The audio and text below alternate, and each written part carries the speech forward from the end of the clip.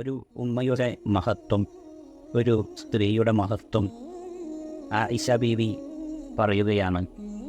എൻ്റെ അടുക്കൽ 2 പെൺമക്കളെയും കൂട്ടി ഒരു സാധുവായ സ്ത്രീ എൻ്റെ അടുക്കൽ വന്നു. ഞാൻ അവർക്ക് 3 ഈത്തപ്പഴം കൊടുത്തു. അതിൽ 2 എണ്ണം 2 മക്കൾക്ക് അവൾ വീതിച്ചു കൊടുത്തു. ശേഷിക്കുന്ന 1 ഭക്ഷിക്കാൻ വേണ്ടി തയ്യാറെടുക്കുമ്പോൾ മക്കൾ അത് ആവശ്യപ്പെട്ടപ്പോൾ ആ ഈത്തപ്പഴവും ഈ ഉമ്മ 2 കീറാക്കിയിട്ട് മക്കൾക്ക് കൊടുത്തത് കണ്ട് ഞാൻ അത്ഭുതപ്പെട്ടുപോയി. മഹതിയായ ആയിഷ ബീവി ഈ സംഭവം ഹബീബായ നബി സ്വല്ലല്ലാഹു അലൈഹി വസല്ലമ തങ്ങളോട് പറയുമ്പോൾ മുത്തുനബി തങ്ങൾ പറഞ്ഞു, ആ സ്ത്രീക്ക് സ്വർഗം നിർബന്ധമാക്കിയിരിക്കുന്നു, അല്ലെങ്കിൽ അവർക്ക് നരകത്തിൽ നിന്നും മോചിപ്പിക്കപ്പെട്ടിരിക്കുന്നു. എത്ര സുന്ദരമായ സംഭവമാണ് പ്രിയപ്പെട്ടവരെ. ഒരു ഉമ്മക്കുള്ള പദവി, ആ ഉമ്മ മക്കളെ സ്നേഹിക്കുന്നതിന്, ആ ഉമ്മ മക്കൾക്ക് നൽകിയ ആ കാരുണ്യം, അതുകൊണ്ട് സ്വർഗം വാഗ്ദാനം ചെയ്യുകയാണ് ഹബീബായ മുഹമ്മദ് റസൂലുള്ളാഹി.